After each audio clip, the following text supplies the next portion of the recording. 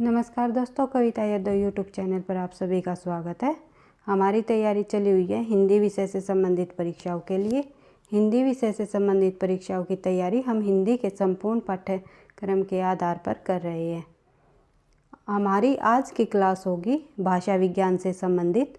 भाषा विज्ञान के अंतर्गत हमने पश्चिमी हिंदी में जो उपबोलियाँ हैं हम उनको कर रहे थे कि भाषा विज्ञान में शोरश यानी अपभ्रंश से निकलने वाली पश्चिमी हिंदी के अंतर्गत 5 उपबोलियाँ आती हैं। हमने ब्रिज भाषा और खड़ी बोली को कर लिया था। ब्रिज भाषा के बाद हमने ब्रिज भाषा से संबंधित जितने भी प्रश्न बनते हैं हमने उनको भी कर लिया था। फिर हमने खड़ी बोली को किया। खड़ी बोली से संबंधित हम आज की क्लास में कुछ प्रश्नों को देखेंगे ताकि हमारी समझ विकसित हो और एग्ज़ाम में हमें लाभ मिले। बढ़ते हैं अपने क्वेश्चन की तरफ। सबसे पहले बढ़ते हैं फर्स्ट क्वेश्चन की तरफ। हिंदी के लिए खड़ी बोली शब्द का प्रयोग का श्रेय किसे जाता है? यानी कि हिंदी के लिए खड़ी बोली जो शब्द है इसका प्रयोग किसे दिया जाता है? ये जाता है जॉन गिलक्राइस्ट। ये ऊ नहीं है भाई, ये टाइपिंग मिस्टेक है। जॉन गिलक्राइस्ट है, ये ट है, ऊ की मात्रा को हटा देंगे। बढ़ते हैं नेक्स्ट क्वेश्चन पर। खड़ी बोली शब्द का सर्वप्रथम उल्लेख किसने किया? खड़ी बोली शब्द का सर्वप्रथम उल्लेख किसने किया? तो लल्लू लाल जी ने खड़ी बोली शब्द का सर्वप्रथम उल्लेख किया। उल्लेख किया, उल्लेख शब्द याद रखना है। प्रयोग, अगर प्रयोग की बात करें, प्रयोग का श्रेय किसे जाता है तो जॉन गिलक्राइस्ट ने, और खड़ी बोली शब्द का सबसे सर्वप्रथम उल्लेख की बात करें तो लल्लू लाल ने। बढ़ते हैं नेक्स्ट क्वेश्चन।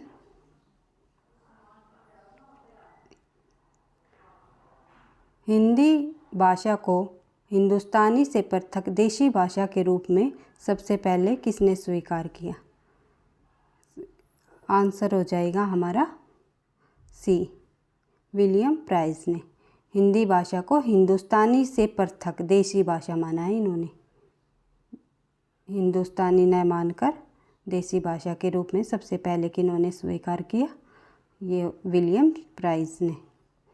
Next question. मानकीकरण का सर्वप्रथम उल्लेख किसने किया? मानकीकरण का सबसे पहले उल्लेख किया एथरिंगटन ने। एथरिंगटन ने। बढ़ते हैं नेक्स्ट क्वेश्चन पर। मानक हिंदी की आधार बोली क्या है? ये पूछा हुआ है कि मानक हिंदी की आधार बोली क्या है?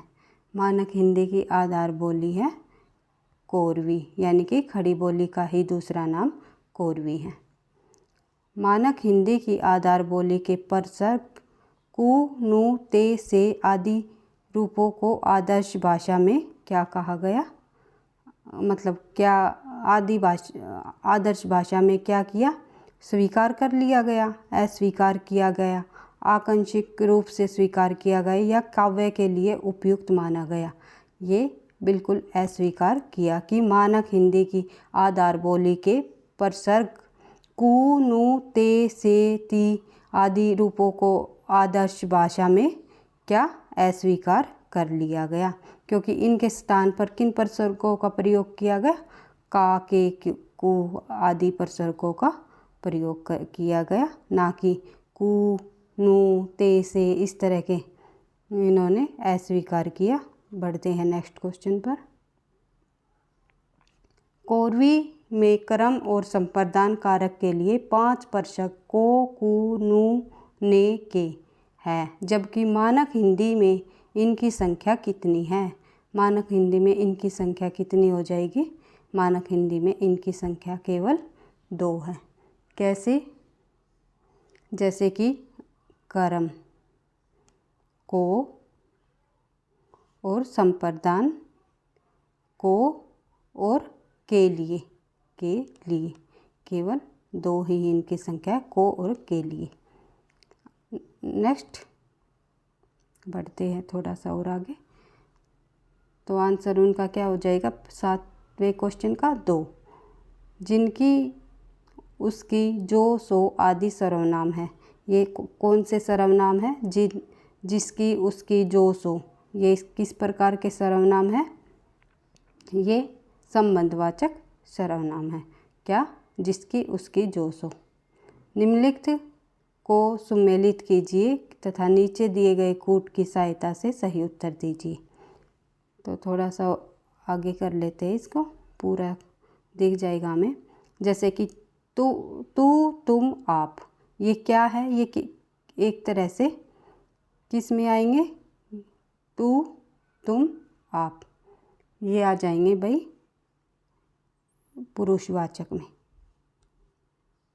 तू, तुम, आप आ जाएंगे पुरुषवाचक।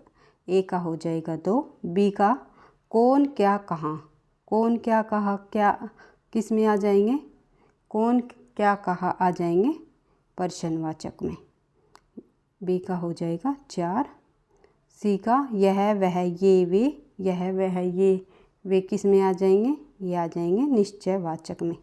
सी का हो जाएगा 5। और डी का जो, सो, जिसकी, उसकी, ये किस में आ जाएंगे? ये आ जाएंगे संबंधवाचक में। ये हो जाएगा, डी का हो जाएगा हमारा 1। तो इस तरह हमें मिलान करना है। आप एक बार फिर रिवाइज करके देख सकते हो। तू, तुम, आप पुरुषवाचक, कौन, क्या, कहाँ, ये हो जाएगा प्रश्नवाचक, यह, वह, ये, वे, ये हो जाएगा आपका निश्चयवाचक, और जो, सो, जिसकी, उसकी, ये हो जाएगा हमारा संबंधवाचक। बढ़ते हैं नेक्स्ट क्वेश्चन पर। मानक हिंदी में सर्वनाम के कितने भेद हैं? ये पूछा गया है कि मानक हिंदी में सर्वनाम के कितने भेद माने गए हैं। तो आपको सभी को पता है सर्वनाम के कितने भेद होते हैं? 6। बढ़ते हैं नेक्स्ट क्वेश्चन पर। हिंदी भाषा के सर्वांगीण विकास मानकीकरण का प्रश्न सबसे पहले किसने उठाया? सर्वांगीण मानकीकरण का सबसे पहले प्रश्न किसने उठाया हिंदी भाषा के अंतर्गत? तो आंसर हो जाएगा हमारा बी। सन 1950 में इलाहाबाद विश्वविद्यालय के हिंदी विभाग ने। बढ़ते हैं नेक्स्ट क्वेश्चन पर। मानक हिंदी में व्यावहारिक आधार पर शब्द कितने प्रकार के होते हैं? मानक हिंदी में व्यावहारिक आधार पर शब्द कितने प्रकार के बताए गए? ये आंसर हो जाएगा हमारा 5 प्रकार के। बढ़ते हैं नेक्स्ट। लिंग, वचन और कारक को निम्नलिखित में से किसकी कोटियाँ कहा जाता है? ये लिंग, वचन और कारक किन की कोटियाँ है भाई? ये हो जाएगी संज्ञा की कोटियाँ हैं। मानक हिंदी में संज्ञा के कितने भेद हैं? मानक हिंदी में संज्ञा के भेद पूछे गए हैं। तो संज्ञा के कितने भेद हैं? आंसर हो जाएगा 5। बढ़ते हैं नेक्स्ट क्वेश्चन पर। हिंदी वर्तनी पर पुस्तक लिखने वाले प्रथम रचनाकार कौन है? ये पूछा गया है कि हिंदी वर्तनी पर पुस्तक लिखने वाले, तो प्रथम रचनाकार कौन हो जाएंगे? ये हो जाएंगे छत्रधारी सिंह। आंसर हो जाएगा बी। 19वीं सदी के अंतिम चरण में हिंदी वर्तनी पर विचार स्वीकृत करने वाला विद्वान निम्नलिखित में से कौन है? 19वीं सदी में पूछा हुआ है कि 19वीं सदी के अंतिम चरण में हिंदी वर्तनी पर विचार स्वीकृत करने वाला विद्वान कौन रहे? इनमें से कौन रहे? आंसर हो जाएगा हमारा इनमें से अंबिकादत्त व्यास। बढ़ते हैं नेक्स्ट क्वेश्चन पर। भारतेंदु हरिश्चंद्र तथा राजा शिव प्रसाद सितारे हिंद ने अपनी रचनाओं में कारक चिन्हों को कैसे लिखा? तो कैसे लिखा इन्होंने अपनी रचनाओं में कारक चिन्हों का प्रयोग किस प्रकार से किया? अलग करके। फिर मानक हिंदी में कारकों का प्रयोग अलग करके ही किया जाने लगा। इस प्रकार इन्होंने शिव प्रसाद सितारे और भारतेंदु हरिश्चंद्र ने अपनी रचनाओं में कारक चिन्हों का प्रयोग अलग करके लिखा। बढ़ते हैं नेक्स्ट क्वेश्चन पर। सन 1888 में हिंदी बंगवासी के संपादक ने अपने पत्र में कारक चिन्हों को मिलाकर लिखना उचित ठहराया, तो इसका परख विरोध निम्नलिखित में से किसने किया? कि इन्होंने अंबिका दत्त व्यास ने इनका विरोध किया। जो हिंदी बंगवासी के संपादक ने अपने पत्र में कारक चिन्हों को मिलाकर लिखना उचित ठहराया, तो इसका परख विरोध निम्नलिखित में से किसने? तो सीधा सीधी बात पूछी गई है कि ये पूछ सकते हैं कि कारक चिन्हों को मिलाकर लिखने को उचित जो ठहराया गया, तो उनका विरोध किसने किया? तो विरोध किया अंबिका दत्त व्यास ने। बढ़ते हैं नेक्स्ट क्वेश्चन पर। निम्नलिखित को सुमेलित कीजिए तथा नीचे दिए गए कूट की सहायता से सही उत्तर चुनिए।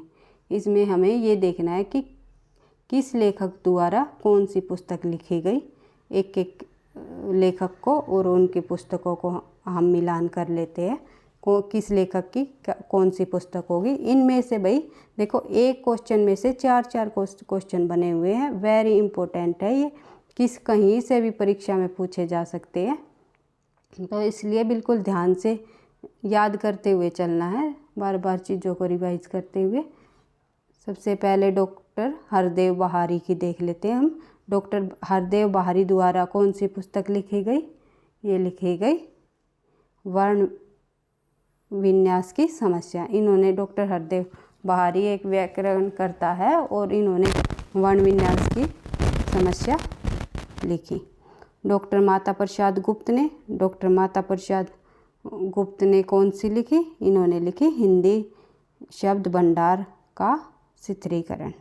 ये हो जाएगी, यानी कि ए का हो जाएगा 2, बी का हो जाएगा 4, सी का देख लेते हैं डॉक्टर धीरेन्द्र वर्मा ने कौन सी पुस्तक लिखी? इनमें से डॉक्टर धीरेन्द्र वर्मा ने लिखी देवनागरी लिपि चिन्हों की एक रूपता।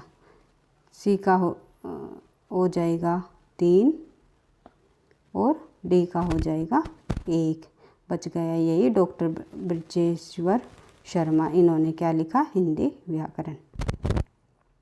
तो इस प्रकार हमने देखा डॉक्टर हरदेव बहारी ने लिखा वर्ण विन्यास की समस्या, और माता प्रसाद गुप्त ने लिखा हिंदी शब्द भंडार का चित्रीकरण। उसके बाद डॉक्टर धीरेन्द्र वर्मा ने लिखा देवनागरी लिपि चिन्हों की एक रूपता, और डॉक्टर ब्रजेश्वर शर्मा ने लिखा हिंदी व्याकरण। इस प्रकार हम बार बार रिवाइज करते हुए याद कर लेना आपको। बढ़ते हैं नेक्स्ट क्वेश्चन पर।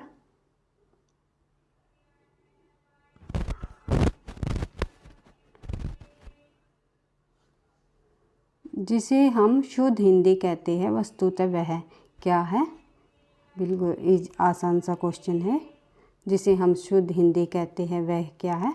वह एक मानक भाषा है, क्योंकि व्याकरण का ज्ञान हमें मानक भाषा सिखाती है कि किस प्रकार से हमें शुद्ध हिंदी लिखना सीखते हैं। तो हम क्या बोलते हैं कि हमें उस व्याकरण का ज्ञान आना चाहिए, तभी हम शुद्ध हिंदी को लिख पाएंगे।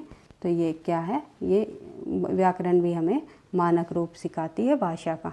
इस प्रकार से हमने खड़ी बोली से संबंधित प्रश्नों को कर लिया। जो मुख्य प्रश्न है उनको हमने देख लिया, कर लिया किस प्रकार से। इसी तरह हमने ब्रज भाषा से संबंधित प्रश्नों को भी किया था। आगे हम ऐसे ही हम अपने कंटेंट के क्लास को कंटिन्यू रखते हुए अगले क्लास में करेंगे पश्चिमी हिंदी के अंतर्गत आने वाली और अन्य उपबोलियों को।